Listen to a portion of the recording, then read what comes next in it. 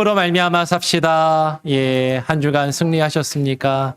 한 주간 또 편안히 지내셨는지 그렇게 인사 나누시면 좋겠습니다. 예. 그래도 다행히 에어컨이 되네요.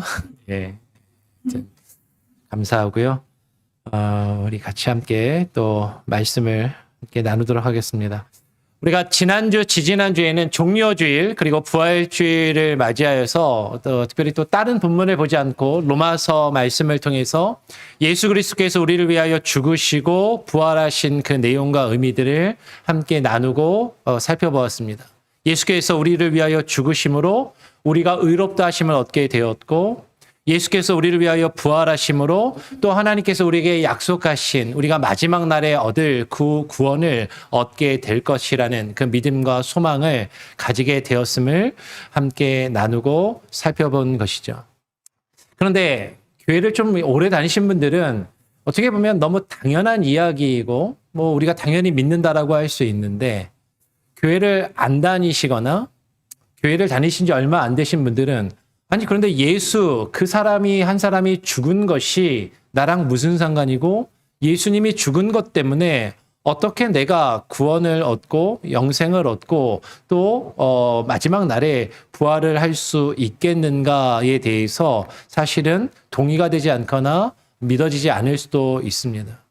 그리고 교회를 오래 다녀서 믿기는 믿는데 예수님이 날 위해서 죽으시고 부활하셔서 우리도 예수님이 우리를 위해서 죽으셨기 때문에 구원을 얻고 부활을 얻는다라는 것을 또 알기는 알고 믿는 것 같기는 한데, 근데 누군가에게 그것을 또 설명해 보려고 하면 잘 정리가 되지 않고 또 이렇게 잘 내 안에서 이렇게 잘 정리되지 않고 말하기 쉽지 않은 것을 또 우리가 발견하게 되는 것이죠. 그래서 오늘 본문 말씀을 통해서 사도 바울이 우리가 예수 그리스도께서 우리를 위하여 죽으시고 부활하신 그것이 그 예수 그리스도 한 사람의 순종하심을 통하여 우리가 어떻게 그 의롭다 하심을 얻고 구원을 얻으며 부활의 소망을 가지고 살아갈 수 있는지에 대해서 말하고 있는지를 같이 한번 살펴보고 또 설명해 보기를 원합니다.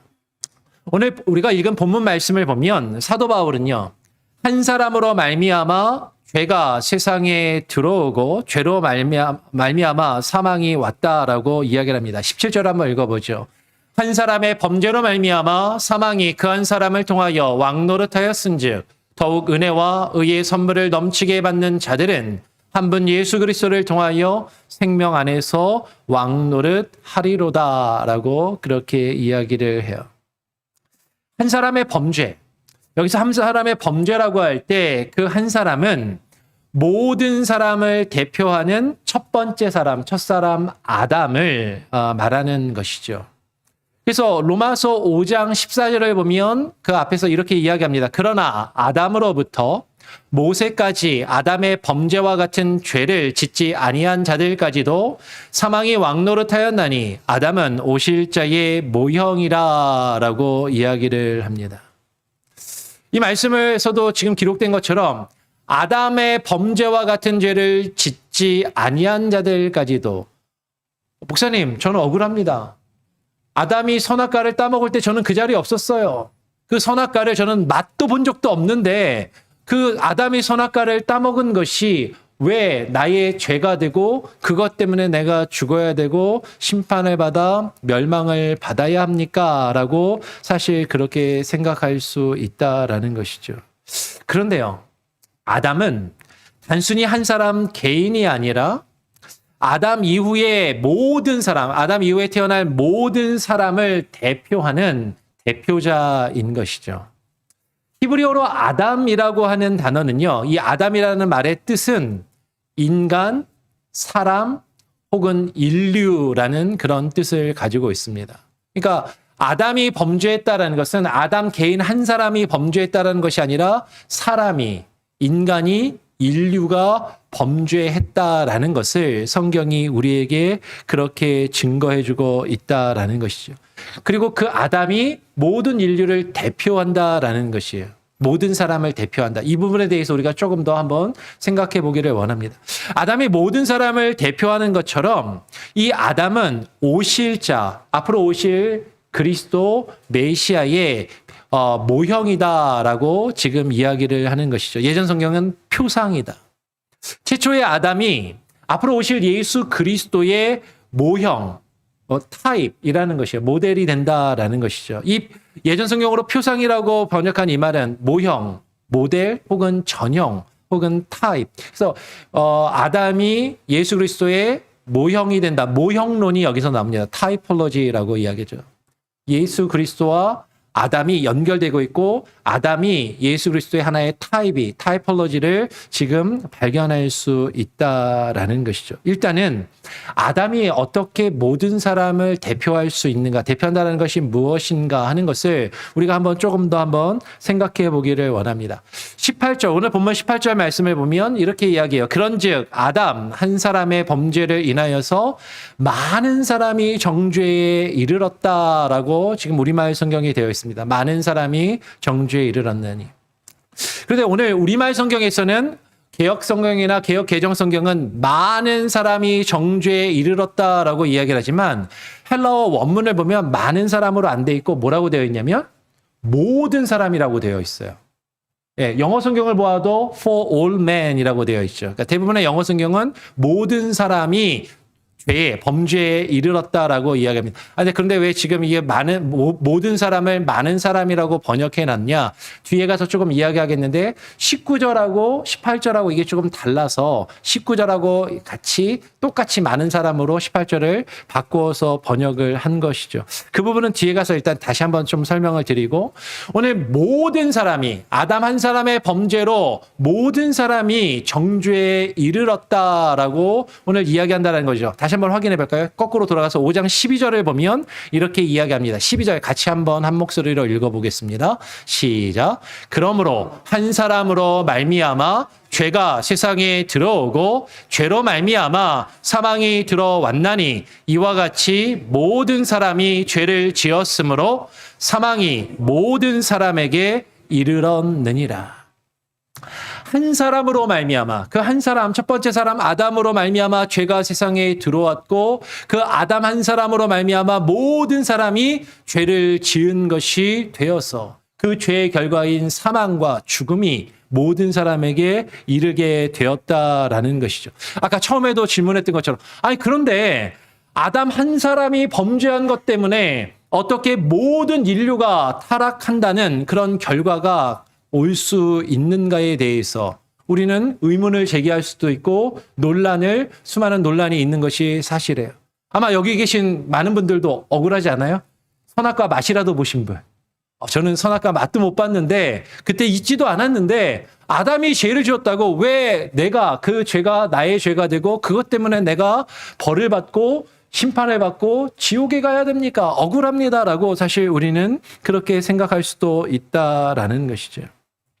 그런데 오늘 본문으로 돌아가서 보면 오늘 19절에 그 인류의 대표자인 아담 한 사람의 순종치 아니함으로 많은 사람이 죄인이 되었다라고 이야기할 때 여러분 그 아담은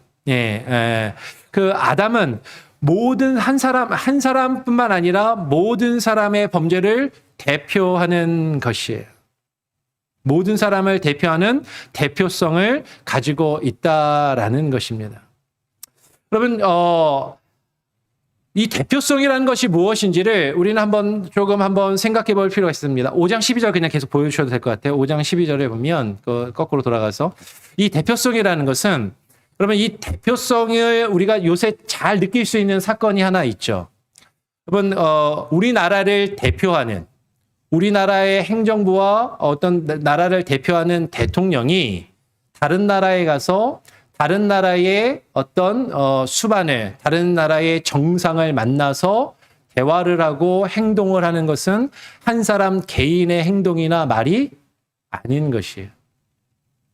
그래서 국가를 대표하는 대통령이 다른 나라의 정상을 만나서 무언가를 이야기하고 행동하는 것은 그 영향이 모든 국가와 모든 나라와 민족에게 미친다라는 것이죠. 그래서 최근에 이제 우리 한국의 대통령이 일본 정상을 만나서 정상회담을 하고 여러 가지 말들을 하고 약속을 한 것 때문에 한국에서 많은 사람들이 걱정하고 염려를 하고 있는 것이 사실인 것이죠. 심지어는 그 대통령을 뽑고 지지하는 사람들 중에도 염려하는 사람들이 많이 있더라라는 것이에요.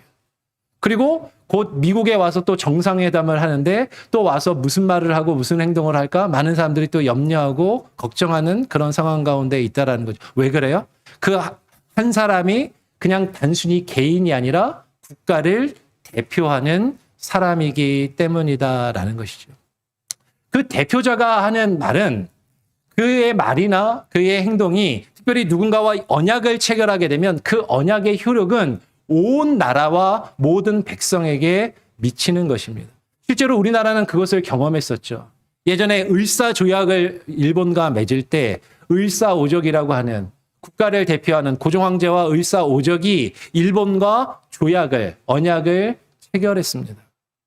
근데 그 언약에 대한 정당성이나 그 법적인 효력에 대해서 물론 여러 가지 논쟁이 분명 오늘날도 있는 것은 사실이지만 그때 그 을사조약을 체결해서 우리가 국권과 주권을 잃어버리고 일제의 식민지가 되어서 모든 백성이 나라를 잃은 서러움을 겪어야만 했다라는 것이죠. 근데 그것을 모든 백성이 그렇게 한 것이 아니라 국가를 대표하는 대표자들이 그 약속을 맺었기 때문에 수많은 백성들은 나는 그거 약속한 적 없습니다라고 해도 나라를 잃은 것이에요. 어떤 이들은 나는 아담이 있을 때 저는 태어나지도 않았고 지금 있었는데요. 그 을사조약 이후에 태어난 모든 백성들이 그때 그 언약에 참여하지 않은 모든 백성들이 사실은 그 일제 강점기를 겪어야 했고 그 영향력을 받아야 했던 것처럼 누군가라 대표가 된다라는 것. 그 대표가 어떤 언약을 맺고 그 언약의 효력이 그 백성들에게 미친다라는 것은 실제적인 사건이다라는 것이죠. 그래서 오늘 로마서 3장 23절은 이렇게 바울은 이야기합니다. 모든 사람이 죄를 범하였음에 하나님의 영광에 이르지 못하더니라고 이야기를 하는 것이죠. 모든 사람이 죄를 범하였다. 아담이 모든 인류의 대표가 되어서 아담의 범죄는 그 한 사람 개인의 범죄가 아니라 모든 인류를 대표하여서 그 아담 안에 속한 모든 자들이 그 죄로 인하여 하나님 앞에 죄를 범하였고 하나님의 영광에 이르지 못하게 된다라는 것이죠. 모든 사람의 죄를 범하였다라는 것은 우리 칼빈주의, 우리 장로교 신학이 개혁주의 신학이라고 하는데 개혁주의 신학의 5대 강령 중에 전적 타락이라는 교리가 있습니다. 우리가 작년에 소요리 문답, 대요리 문답을 통해서 이 부분을 함께 나누었어요. 그러니까 모든 사람이 하나님 앞에 한 사람의 예외도 없이 모든 사람이 다 죄를 범하였고 모든 인간이 모든 전 인격이 지식과 감정과 의지와 전 인격이 범죄하고 타락하였음을 우리가 앞에서 로마서 3장을 통해서 나누면서도 함께 살펴보았다라는 것이죠. 이 인류의 대표자인 아담 한 사람이 순종하지 아니함으로 많은 사람이 죄인이 되었다라고 오늘 19절은 이야기하는 것이에요. 여러분, 아담이 하나님과 언약을 맺었습니다. 하나님께서 아담을 에덴 동산에 창조하셔서 에덴 동산에 두시고 에덴 동산 중앙에 있는 선악을 알게 하는 나무의 실과를 먹지 말라라고 하나님께서 명령하시고 그것으로 하나님과 언약을 맺었지만 아담은 그 하나님과의 언약을 범하고 그 범죄를 저질렀다라는 것이죠. 여기서 많은 사람들이 선악을 알게 하는 나무라는 표현을 쓰니까 그 선악을 알게 하는 나무 자체에 그 선과 악을 알게 하는 어떤 신비한 능력이나 마술적이거나 주술적인 어떤 신비한 능력이나 특별한 능력이 있다라고 생각하기도 쉽지만 그렇지 않다라는 것이에요. 원래 원문을 보면 선악을 알게 하는 나무를 직역을 하면요. 선과 악에 대한 알매 나무, 선과 악에 대한 지식의 나무라는 뜻입니다. 즉, 이 나무를 통해서 무엇이 선이고 무엇이 악인지를 알 수 있는 그 기준을 하나님이 세우셨다라는 것이죠. 하나님의 말씀에 순종하는 것이 선이고 하나님의 말씀에 순종하지 않는 것이 악이다라는 것. 하나님의 말씀에 불순종하는가 순종하는가를 확인할 수 있는 기준으로 세우신 것이 선악을 알게 하는 나무다라는 것이에요. 많은 사람들이 선악을 알게 하는 나무가 그 자체에 어떤 신비한 능력이 있다라고 생각해서 이 선악을 알게 하는 나무가 뭐지? 많은 사람들이 이야기하는 것처럼 사과나무인가? 아니야, 무화과나무래. 무화과나무가 아니라 어쩌면은 복숭아일 수도 있어. 막 이러면서 어떤 나무인지에 관심을 가지지만 그 선악을 알게 하는 나무가 사과나무인지 무화과나무인지 복숭아나무인지는 중요하지가 않은 거예요. 만약에 그게 중요했다면 성경은 분명히 그게 무슨 나무인지를 우리에게 알려줬을 것입니다. 어떤 나무인지가 중요한 것이 아니라 뭐가 중요하냐면 하나님이 그 나무의 열매를 따먹지 말라라고 말씀하셨고 그것에 아담이 순종하는가 순종하지 않는가 그 기준으로 하나님이 두신 나무다라는 것이죠. 하나님이 아담과 언약을 맺으면서 아담이 하나님과의 언약을 지키는가 지키지 않는가를 확인할 수 있는 계약서와도 같은 것이었다라는 것이에요.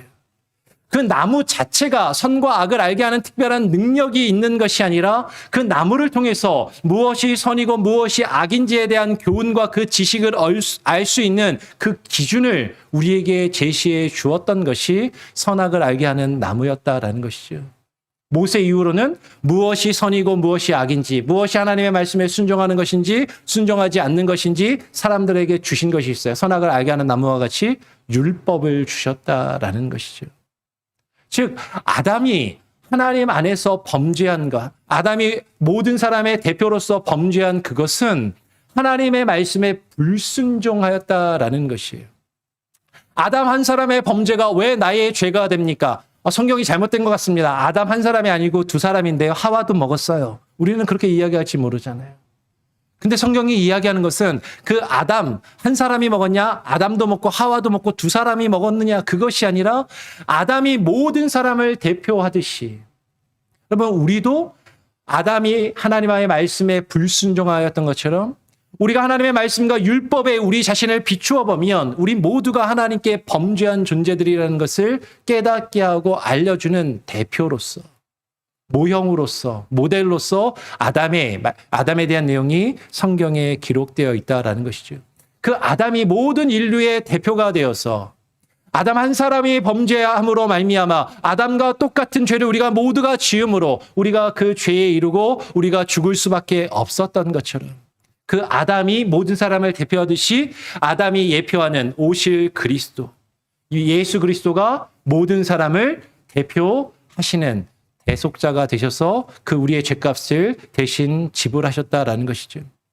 예수 그리스도 그 한 사람의 순종하심으로 우리가 의롭다 하심을 받아서 생명에 이르게 되었다라는 것이에요. 그 똑같은 논리가 아담 한 사람이 모든 인류를 대표하듯이 예수 그리스도가 모든 사람을 대표하더라라는 것이죠. 그런데 오늘 로마서 5장 18절하고 19절에서요. 이 18절, 19절에서 논란이 조금 벌어집니다. 어떤 논란이 벌어지냐면 모든 사람이 의롭다 하심을 받아서 생명에 이른 것인가? 아니면 많은 사람이 의롭다 하심을 받아서 생명에 이른 것인가에 대해서 교회 역사 가운데서 수많은 신학자들이 이 로마서 5장 18절 19절을 갖고 수많은 논쟁과 토론이 벌어졌어요. 그리고 여기에 따라서 교단과 교파가 갈라지기도 했습니다. 사실 이게 어려운 내용이라서 이걸 다 이해할 필요가 없을 수도 있지만 그냥 간략하게 이 부분에 대한 어떤 문제가 있는지 그리고 우리 교회는 장로교회로서 어떤 신앙을 가지는지 조금 살펴보고 말씀을 조금 더 이어가 보도록 하겠습니다. 아까 말씀드린 것처럼 우리말 성경에서는 18절에 보면 한 사람의 범죄로 많은 사람이 정죄에 이른 것 같이라고 되어 있는데 헬라어 원어 성경을 보면 많은 사람이 아니라 모든 사람으로 되어 있다라고 말씀을 드렸습니다. 영어 성경을 보아도 모든 사람으로 되어 있는 것이죠. 그런데 19절은 많은 사람으로 되어 있어요.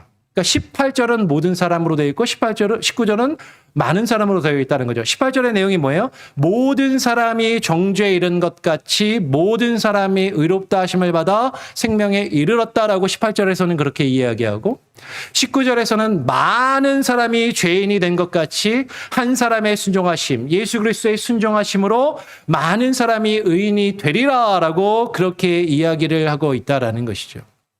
여기서 일단은 다시 말씀을 드리지만 아담은 오실 메시아 예수 그리스도의 표상, 모형으로서 아담과 예수 그리스도의 역할이 서로 대조를 이루면서 아담 한 사람의 범죄로 많은 사람 혹은 모든 사람이 정죄에 이른 것 같이 예수 그리스도의 그 의로우신 한 행동, 그 순종으로 말미암아 많은 사람, 모든 사람이 하나님 앞에 의인이 되고 구원을 얻는다라고 이야기를 하는 것이죠. 그런데 18절에서는 모든 사람, 19절에서는 많은 사람으로 되어 있으니까 헷갈리잖아요. 그래서 우리말에서는 번역할 때 그냥 다 18절에 모든 사람을 그냥 많은 사람으로 바꿔서 헷갈리지 않게 그냥 그렇게 번역을 했습니다. 그런데 이거를 가지고 신학자들과 교단은 그것을 놓고 사실은 여러 갈등과 토론과 그것 때문에 사실 교단들이 갈라지기도 했다라는 것이죠. 모든 사람이 의롭다 하심을 받아 생명에 이른다라는 주장과 많은 사람이 의롭다 하심을 받는다는 거. 우리 장로교회는 어떤 걸 택할 것 같으세요? 모든 사람일까요? 많은 사람일까요? 네? 많은 사람. 예. 우리 장로교 전통인 개혁주의 신학은 모든 사람이 아니라 하나님이 선택하신, 하나님이 구원하시기로 예정받은 많은 사람이 구원을 얻는다라고 이야기를 합니다. 그러면 모든 사람이 의롭다 하심을 받는다라는 것부터 간단히 설명을 드리면 모든 사람이 의롭다 하심을 받아 생명에 이른다는 이 만인 구원설을 주장하는 견해는 무엇이냐면요. 우리가 이해할 때 감리교회나 혹은 침례교회, 미국에 있는 침례교회도 우리 장로교회처럼 개혁주의 신학을 따르는 교회도 있고 감리교회와 같은 알미니안주의를 따르는 교회들이 있습니다. 그 알미니안주의에 따르면 예수 그리스도의 능력으로 예수 그리스도를 믿는 모든 사람이 구원을 받는다라는 보편 구원설을 이야기를 합니다. 그러니까 이 알미니안주의의 기본은 뭐냐면 예수님이 모든 사람을 위해서 십자가에서 죽으셨고 모든 사람을 위해서 피 흘리셨기 때문에 모든 사람에게 구원의 문이 어떻게 됐다는 거예요? 열려졌다라는 거예요. 그래서 모든 사람이 예수님을 믿으면 구원을 받고 안 믿으면 구원을 안 받는다라는 거죠. 목사님, 우리도 그렇게 믿잖아요. 장로교회도 믿으면 구원 받는 거고 안 믿으면 구원 안 받는 거잖아요. 어떻게 보면 똑같은 것 같은데 강조점이 어디에 있냐면 장로교회는 하나님이 택하신 자들이 믿을 수 있고 그들이 다 구원을 받는다라는 건데 감리교회는 모든 사람에게 구원의 기회가 열려 있다라는 거예요. 모든 사람에게 구원의 기회가 열려 있어서 믿으면 구원받고 믿지 않으면 구원받고 선택은 누가 하는 거예요? 사람에게 달려 있다라는 것을 강조한다라는 것이죠. 즉 구속사에서 하나님과 예수 그리스도께서 십자가에 달려 죽으셔서 예수님이 하실 일은 다 했어요. 구원의 문이 다 활짝 열려 있는 거죠. 그래서 믿으면 구원을 받고 안 믿으면 구원을 받고 그 구원에 대한 책임이 누구에게 있다? 사람에게 있다라는 것을 강조하는 것이 알미니안주의입니다. 여러분 이거 이단 아니고 여러분 우리도 이것을 받아들일 수 있어요. 우리가 이것도 어느 정도 장로교회도 사실은 이것과 서로 비슷한 그리고 약간 표현은 다르지만 이 부분을 우리가 받아들일 수 있다라는 거죠. 근데 강조점은 달라요. 감리교회나 어떤 침례교회 일부나 알미니안주의를 택하는 교단은 선택이 사람에게 있고 그리고 사람이 그 책임을 지는 것이다. 근데 장로교회는 무엇을 강조하냐면 하나님의 주권을 강조하고 하나님의 선택을 강조하고 하나님을 선택한 모든 사람들이 구원을 받는다라는 것이죠. 여기까지는 그래도 우리가 같이 이해할 수 있고 이야기할 수 있는데 이 보편구원설에서 조금 더 넓은 아까 만인구원설의 이 보편구원설도 들어가는데 만인구원설이 조금 더 잘못된 방향으로 나아가면 이제 로마 캐톨릭 교회가 주장했던 것처럼 연옥과 같은 교리를 이야기하게 됩니다. 그래서 연옥의 교리는 무엇이냐면 사람이 예수님을 안 믿고 죽어요. 안 믿고 죽은 사람들이 어디에 가냐면 연옥에 가는 거죠. 연옥에 가도 거기서도 그 연옥에 가서도 예수님을 믿고 구원받을 수 있는 두 번째 기회, 제2의 기회가 주어진다라고 그렇게 믿는다라는 거죠. 성경에는 없는 연옥에 대한 교리를 만들어서 죽음 이후에도 또 구원을 받을 수 있는 그런 가능성이 있다라고 생각한다라는 것이에요. 그래서 천주교회는요, 우리 개신교회랑 다르게 무엇을 강조하냐면 죽은 자를 위한 기도를 강조합니다. 죽은 자를 위해서 기도한다는 게요, 그냥 죽은 자를 위해서 그냥 기도하는 것이 아니라 안 믿고 죽은 내 가족이나 안 믿고 죽은 자들이 저 연옥에 가서 구원을 받을 수 있게끔 기도한다라는 것이죠. 근데 그것을 기도하면서 그냥 기도만 하면 되는 게 아니라 천주교의 교리에 따라서 무엇을 해야 돼요? 공덕을 쌓아야 되는 거죠. 적선을 해야 돼요. 선을 행하고 공로를 쌓아서 공덕을 쌓아야, 공적을 쌓아야 그것으로 이제 구원을 얻을 수 있다라고 이야기를 하는 것이에요. 이것이 중세 시대 때 좀 더 타락하고 안 좋은 모습으로 나타났던 게 뭐냐면 면죄부라는 거죠. 면죄부가 단순히 내가 구원받는 것뿐만 아니라 나의 죽은 가족들을 위해서 돈을 내고, 그 공덕을 쌓을 때 헌금도 강조하고 기도도 강조하고 헌금과 기도를 해서, 그리고 면죄부를 돈을 주고 사서 나의 죽은 가족이 구원을 받을 수 있는 기회를 얻게 돼서, 하나님은 사랑이시니까 어떻게든 많은 사람이 다 구원을 얻을 수 있게 될 것이다라는 그런 보편구원, 만인구원설의 한 부분을 이야기하는 거죠. 그리고 이것이 좀 더 극단으로 가게 되면 어떤 극단을 가게 되냐면 천국과 지옥을 부인하는 만인구원설로 가게 됩니다. 천국과 지옥을 부인하는 만인구원설을 대표적으로 이야기하는 이단이 어디죠? 여호와의 증인들. 여호와의 증인들은 이렇게 이야기하는 거야. 하나님이 사랑이신데 그 사랑이 많으신 하나님이 사람들이 지옥에 가게 하시는 게 말이 되냐? 지옥은 없다. 지옥이 없으니까 뭐도 없어요? 천국도 없는 거죠. 그러면 어떻게 되는 거예요? 여호와의 증인들은 지옥도 없고 천국도 없고 이 세상에 지상 낙원이 만들어지는 거예요. 지상에 낙원이 만들어지고, 그러면 결국에는 모든 사람이 다 구원받게 되는데, 그러면 정말로 안 믿고 죽은 사람들은 어떻게 되는가? 그 영혼들은 어떻게 되는가? 그 영혼들은 지옥에 가는 게 아니라 그 영혼들은 그냥 소멸해서 없어진다라고 이야기를 하는 것이죠. 영혼 소멸설을 이야기를 하는 것이에요.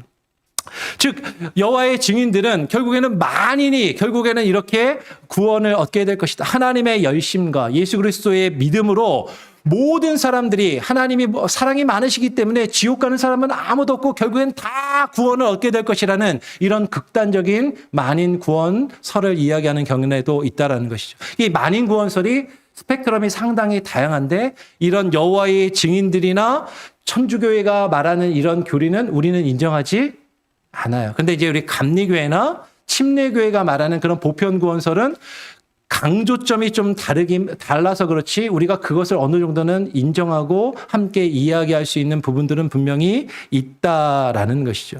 자, 그러면 우리 장로교회는 제한속죄, 많은 사람이 의롭다 하심을 받아 생명에 이른다라는 제한속죄를 믿는다라고 말씀을 드렸습니다. 사도 바울은요, 로마서를 보면 일단은 모든과 많은을 별로 특별히 의미를 구분하지 않고 병행해서 사용하고 있는 것을 보게 됩니다. 로마서 5장 15절의 말씀 한번 읽어보겠습니다. 그러나 이 은사는 그 범죄와 같이 아니하니 곧 한 사람이 범죄를 인하여 많은 사람이 죽었은즉 더욱 하나님의 은혜와 또는 한 사람 예수 그리스도로 은혜로 말미암은 선물은 많은 사람에게 넘쳤느니라. 바울이 지금 모든 사람, 아까 로마서 5장 18절에서는 모든 사람, 19절에서는 많은 사람이라고 했는데 많은 사람이야, 모든 사람이야. 사실은 로마서에서 바울은 이거를 명확하게 딱 구별하고 있지 않아요. 그래서 사실은 이게 좀 어려운 것이죠. 근데 바울이 모든 사람이라고 이야기할 때 그 모든 사람은요, 로마서 전체 맥락을 통해서 보면 예수님 안 믿는 사람들까지 모든 사람을 이야기하는 것이 아니라 예수님을 믿는 모든 사람이라고 이야기하는 것이죠. 믿는 모든 사람이 구원을 얻는다. 믿는 모든 사람. 한번 보겠습니다. 로마서 1장 16절. 내가 복음을 부끄러워하지 아니하노니 이 복음은 모든 믿는 자에게 구원을 주시는 하나님의 능력이 됨이라. 먼저는 유대인에게요, 그리고 헬라인에게로라다. 하나님께서 구원을 주시는데 그냥 예수님 안 믿어도 모든 사람이 다 구원을 얻는다라는 만인 구원설이 아니라 어떤 사람만 구원을 얻는다고요? 믿는 모든 믿는 자라고 이야기한다는 거죠. 한번 또 볼까요? 로마서 3장 22절. 곧 예수 그리스도를 믿음으로 말미암아 모든 믿는 자에게, 모든 사람인데 어떤 사람이냐면 믿는 모든 자, 모든 믿는 자에게 미치는 하나님의 의니 차별이 없느니라. 로마서 4장 11절도 이렇게 이야기합니다. 그가 할례의 표를 받은 것은 무할례 시에 믿음으로 된 의를 인친 것이니 이는 무할례자로서 믿는 모든 자의 조상이 되어 그들도 의로 여기심을 얻게 하려 하심이라. 믿는 모든 자. 자, 그러면 장로교회가 믿는 모든 자라고 이야기할 때 그 믿는 모든 자를 아까 이야기한 것처럼 하나님이 택하신 모든 자. 하나님이 택하셔서 구원받게 하신, 믿게 하신 모든 자라고 이야기하는 제한 속죄를 장로교회는 이야기합니다. 그러니까 모든 사람이 아니라 하나님이 택하시고 하나님이 믿음을 주신 사람들만을 위해서 예수님이 피 흘려 죽으셨다라고 이야기하는 제한 속죄를 이야기를 해요. 그러면 이렇게 이야기하면 이렇게 사실 우리는 질문할 수 있는 거죠. 그러면 지금 장로교회는 예수님이 십자가에서 피 흘려 죽으신 그 십자가의 능력과 그 보혈의 능력을 제한하는 것입니까? 아까 이야기했던 것처럼 감리교회나 침리교회의 일부는 예수님이 온 인류를 위하여 모든 사람을 위하여 피 흘리셨다라고 이야기하고 믿기만 하면 구원 얻는다고 했으니까 감리교회나 침례교회가 예수님의 보혈의 능력을 제한을 두지 않고 더 크게 더 인정하는 것 아닙니까? 장로교회는 이거 잘못된 것 아닙니까? 사실 그렇게 생각할 수도 있겠죠. 그런데 다시 한번 다르게 한번 생각해 보세요. 예수님이 모든 사람을 위해서 피 흘리셨는데 예수님을 믿는 사람이나 믿지 않는 사람이나 모든 사람을 위해서 예수님이 피 흘려주셨는데 예수님을 믿는 사람은 그 피의 효력이 나타나서 그 사람은 구원을 받지만 예수님을 믿지 않는 사람을 위해서도 피 흘려주셨지만 그 믿지 않는 사람이 예수님을 믿지 않아서 구원을 못 받으면 예수님이 믿지 않은 사람을 위해서 흘리신 피는 능력이 나타난 거예요? 안 나타난 거예요? 능력이 안 나타난 거죠. 맞아요? 그죠? 예수님이 믿는 사람을 위해서도 피 흘리시고 안 믿는 사람을 위해서도 피 흘리셨는데 예수님이 똑같이 피를 흘려주셨는데 믿으면 그 피의 효력이 나타나고 믿지 않으면 피의 효력이 나타나지 않으면 지금 피가 어떤 것은 능력이 안 나타난다라는 것이죠. 근데 장로교회는 뭘 강조하는 거냐면 하나님께서 창세전에 구원하시기로 택하신 모든 사람은 반드시 예수님을 믿게끔 하나님이 이끄시고 모든 사람은 다 믿어서 구원을 얻게 된다라는 거죠. 그래서 예수님께서 십자가에서 피 흘리실 때 예수님의 그 보혈의 피는 믿지 않을 사람들을 위해서 피 흘리신 것이 아니라 누구를 위해서만 피 흘리셨다? 하나님이 택하시고 믿을 사람들을 위해서만. 예수님이 피를 흘려서 예수님이 십자가에서 흘리신 피는 한 방울이라도 헛되게 흘리신 피가 없다라는 것을 강조하는 것이에요. 하나님의 주권과 하나님의 선택을 강조하면서 예수님이 보혈에 흘리신 그 보혈은 헛되게 흘리신 피가 없다라는 것을 강조하는 것이 제한 속죄이고 그것을 인정한다라는 것이죠. 그렇게 보면 여러분 뭐가 더 예수님의 피가 더 능력이 있는 거예요? 믿는 사람을 위해서만 피 흘리셨고 그 피는 반드시 능력이 나타난다라는 것이 예수님의 보혈을 인정한다라는 것이죠. 근데 감리교회나 침례교회가 얘기하는 것도 무조건 잘못된 게 아니라 거기에는 강조점이 조금 다르다라는 것을 우리가 이해하고 넘어갈 필요가 있는 것이죠. 자, 예수님께서 우리를 위하여 순종하심으로 많은 사람이 의롭다 하심을 받아 생명에 이르렀다라고 이야기합니다. 아까 예배를 조금 늦게 시작했고 중간에 좀 왔다 갔다 하면서 오늘 또 약간 기도도 약간 길었죠. 그래서 말씀이 조금 더 이어지게 됩니다. 양해를 부탁을 드려요. 오늘 많은 사람이 예수님의 그 순종으로 인하여서 하나님이 택하시고 구원하시기로 예정하신 그 많은 사람, 믿는 모든 사람이 의롭다 하심을 받아 생명에 이르게 된다라는 것이 어떤 의미인가? 오늘 다시 한번 이제 본문으로 다시 거꾸로 돌아가서 19절부터 거꾸로 19절, 18절, 17절 이렇게 거꾸로 한번 보겠습니다. 19절 말씀을 보면 분명히 한 사람이 순종하심으로 예수 그리스도가 순종하심으로 많은 사람이 택함을 받은 하나님이 구원하시기로 예정한 그 많은 사람이 의인이 되리라라고 지금 미래 시제로 이야기하고 있어요. 미래라는 것이 상당히 중요합니다. 왜냐하면 이게 18절하고 19절이 연결되거든요. 그래서 미래라는 것을 기억해 놓으시고요. 한 사람의 순종하심에 의해서 그 한 사람이 누구라고요? 이 땅에 인간의 몸으로 오신 예수 그리스도를 말하는 것이죠. 고린도 전서 15장 22절을 보면 이렇게 이야기합니다. 아담 안에서 모든 사람이 죽은 것 같이 그리스도 안에서 모든 사람이 삶을 얻으리라. 이 모든 사람이 어떤 모든 사람이라고요? 하나님이 택하신 예수 그리스도를 믿는 모든 사람이 예수 그리스도 안에서 삶을 얻으리라라고 우리는 그렇게 믿는다라는 거예요. 특별히 장로교회는. 예수님께서는 육체에 계실 때에 그가 아들이시라도, 근데 여기서 중요한 게 뭐냐면 예수 그리스도의 순종에 대해서 이야기를 한다라는 것이죠. 예수님께서 순종하심으로 그 한 사람의 순종을 통해서 우리가 구원을 얻는다라는 것을 강조합니다. 한번 볼까요? 히브리서 5장 7절로 9절의 말씀을 제가 한번 읽어보겠습니다. 그는 육체에 계실 때에 자기를 죽음에서 능히 구원하실 이에게 심한 통곡과 눈물로 간구와 소원을 올렸고 그의 경건하심으로 말미암아 들으심을 얻었느니라. 그가 아들이시면서도 받으신 고난으로 순종함을 배워서, 무엇을 배워서? 순종함을 배워서 9절 말씀 다시 한번 읽어볼까요? 온전하게 되셨은즉 자기에게 순종하는 모든 자에게 영원한 구원의 능력이 되시고라고 이야기해요. 예수 그리스도께서 인간으로 이 땅에 오셔서 십자가에 죽기까지 그 고난을 받으셔서 하나님께 순종하심으로 그 순종으로 우리를 온전하게 하셨고 자기에게 또한 순종하는 예수 그리스도에게 순종하는 모든 자, 그냥 모든 자가 아니라 예수 그리스도를 믿고 예수 그리스도에게 순종하는 모든 자에게 영원한 구원의 근원이 되신다라고 이야기를 하는 것이죠. 예수님께서 순종하심을 강조합니다. 예수님이 어떻게 순종하셨다고요?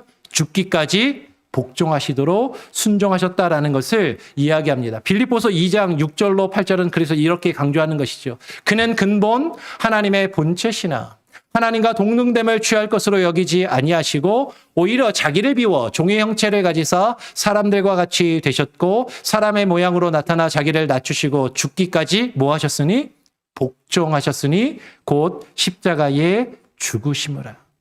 예수님이 우리를 위하여 십자가에 죽기까지 복종하시고 순종하심으로 우리를 위하여 피 흘려 죽으셨다라는 것이죠. 그것으로 우리를 구원하십니다. 그래서 빌립보서는 그래서 끝났냐? 예수님이 우리를 위해서 죽으셔서 그럼 제 모든 문제가 해결됐으니까 그것으로 모든 것이 해결돼서 끝이라고 이야기하는 것이 아니라 빌립보서 2장 지금 8절까지 보았는데 조금 건너뛰어서 12절 13절을 보면 이렇게 이야기합니다. 12절 같이 한번 읽어볼까요? 시작. 그러므로 나의 사랑하는 자들아 너희가 나 있을 때뿐 아니라 더욱 지금 나 없을 때에도 항상 복종하여 두렵고 떨림으로 너희의 구원을 이루라. 지금 예수님이 우리를 위하여 십자가에 죽기까지 복종하시고 순종하심으로 우리를 구속하시고 우리를 의롭다 여겨주셨으니까 그러니까 우리에게 뭐라고 이야기하는 거예요? 항상 복종하여 두렵고 떨림으로 너희의 구원을 어떻게 해라? 이루어 가라라고 말씀하고 있는 거죠. 그래서 이어서 13절 14절 이렇게 이야기합니다. 너희 안에서 행하시는 이는 하나님이시니 자기의 기쁘신 뜻을 위하여 너희에게 소원을 두고 행하게 하시나니 모든 일을 원망과 시비가 없이 하라. 너희 안에서 행하시는 이는 누구라고요?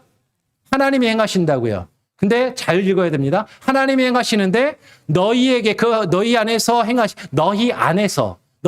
행하시는 이가 하나님이신데 그 하나님께서 너희에게 소원을 두고 뭐하게 하신다고요? 행하게 하시나니. 그러면 누가 하는 거예요? 하나님이 하시는 겁니까? 우리가 하는 겁니까?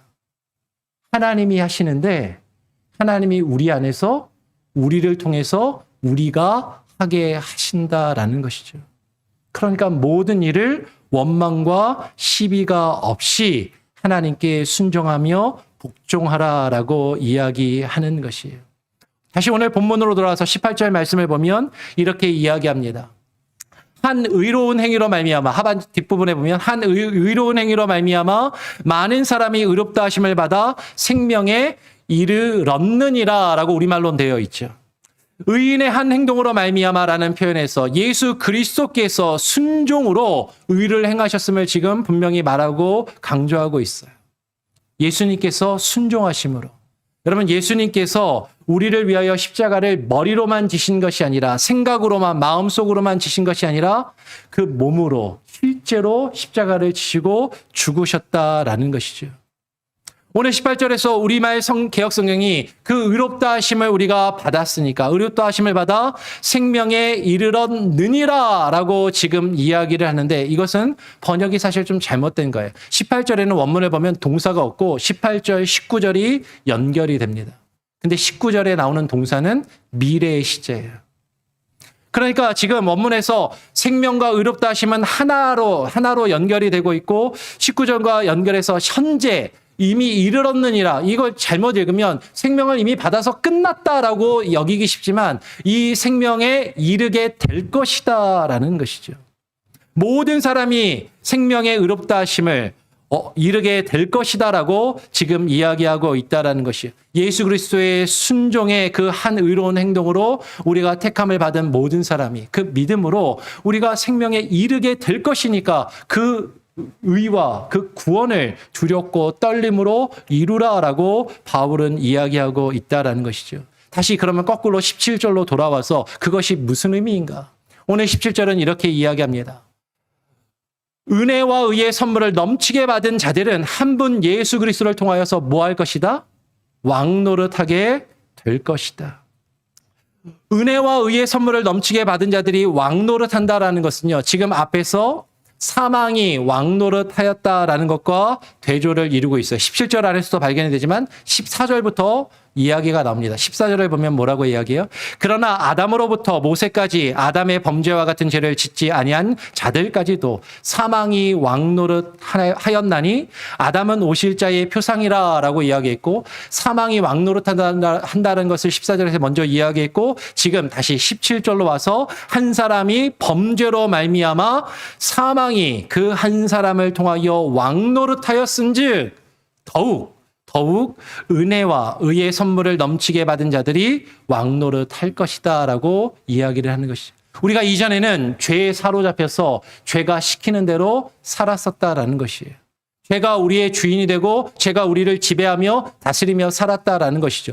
그런데 이제 우리가 예수 그리스도 안으로 들어가서 우리가 그 은혜 안에 은혜와 의의 선물을 받아서 그 받은 자들이 왕노릇한다라는 것을, 여러분 이걸 잘못 읽으면 우리가 왕노릇하니까 이제는 우리가 구원받아서 내 마음대로 해도 되는구나, 내 뜻대로 행하면서 살아도 되겠구나라고 생각할 수 있지만, 이것은 내가 내 마음대로 살아도 된다는 것이 아니라 전에는 죄가 우리에게 왕노릇하였지만 이제는 은혜가 왕노릇할 것임을 이야기한다라는 것이죠. 우리 마지막으로 5장 21절을 같이 읽고 말씀을 정리하겠습니다. 5장 21절 시작. 이는 죄가 사망 안에서 왕노릇한 것 같이 은혜도 또한 의로 말미암아 왕노릇하여 우리 주 예수 그리스도로 말미암아 생명에 이르게 하려 함이니라. 우리가 이전에는 아담 한 사람으로 말미암아 우리가 죄 가운데 들어가 그 죄가 사망 안에서 우리를 지배하고 다스려서 죄가 왕노릇하였지만, 근데 이제는 예수 그리스도가 순종하심으로 우리를 위하여 죽으심으로 그 은혜를 받아 우리가 의롭다 하심을 받아서 왕노릇하는데, 무엇이 왕노릇한다고요? 은혜가 왕노릇한다라는 것이죠. 하나님의 은혜의 지배하심을 받고 하나님의 은혜가 나를 다스리는 그런 삶을 살게 된다라는 것이에요.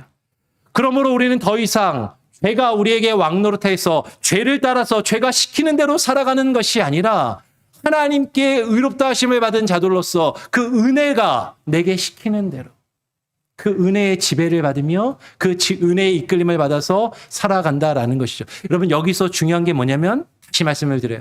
내가 열심히 뭔가를 해서 구원과 의롭다 하심을 얻는다라는 것이 아니라 하나님이 우리를 의롭다, 값없이 의롭다 여겨주셨기 때문에 은혜를 받은 자들로서 그 은혜에 이끌려서 살아감으로 우리의 구원이 완성되어져 간다라는 것이에요. 여러분, 여기까지의 말씀을 함께 나누었어요. 이렇게 나누면 그래도 조금 이해가 안 되고 헷갈리실 수도 있습니다. 근데 중요한 것은 지금 아담 한 사람으로 인하여 우리가 범죄에 이른 것 같이 누구를 통해서 우리가 구원을 얻는다? 예수 그리스도를 통해서 구원을 얻는다. 근데 예수 그리스도께서 순종하신 것을 통해서, 예수 그리스도께서 순종하신 것을 통해서 우리가 구원을 얻는 것은 예수 그리스도께서 십자가에 죽기까지 순종하신 것처럼 우리도 하나님께 값없이 은혜를 받은 자들로서 우리에게 그 순종을 요구하신다라는 것을 여러분 기억하시고 여러분 이 말씀을 더 깊이 묵상하시며 그 깨달음 가운데 살아가실 수 있는 저와 여러분이 될 수 있기를 바라고 조금 오늘 말씀이 약간 길고 어려웠는데요. 조금 어렵고 이해가 안 되시는 분들은 끝나고 저를 또 찾아와서 함께 대화하시면 좋겠습니다. 잠깐 기도하고 말씀 마치겠습니다. 하나님 아버지 감사합니다. 오늘 이 시간에 우리가 함께 나와서 하나님께 예배를 드리며 예수 그리스도 한 사람의 순종하심으로 우리가 의롭다 하심을 얻고 구원을 얻음을 우리가 함께 나누고 살펴보았습니다. 주님의 죽음이 단지 2000년 전에 한 사람의 죽음이 아니라 나를 위한 죽음이셨음을 우리가 온전히 깨닫게 하시고 그것을 하나님 인정하게 하시고 머리로만 아는 것 아니라 우리의 삶 가운데 예수 그리스도를 우리의 주인으로 왕으로 시인하며 그 은혜가 우리를 이끄시며 은혜가 우리를 다스리시는 그 삶을 살아갈 수 있도록 함께하여 주시옵소서. 감사 찬양 영광 주님께 올려드리오며 예수 그리스도의 이름으로 기도합니다. 아멘. 찬송가 500